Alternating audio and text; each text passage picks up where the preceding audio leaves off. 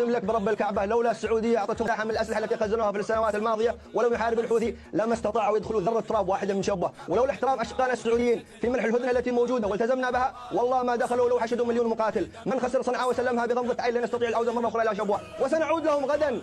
معركتنا لم تنتهي والقصة لم تنتهي أبدا. قسم بالله ما يهرب شنب منها وهو ساري، وبنسلم لنا نفسه بعهد الله نحميها. كرامتنا وعزتنا بذلنا لأجلها الغالي، وصارت نبض في دمنا وصار الدم يغليها. تملكنا شجاعتنا من الله والله الوالي، وصدرنا بها تاريخ يروينا ويرويها.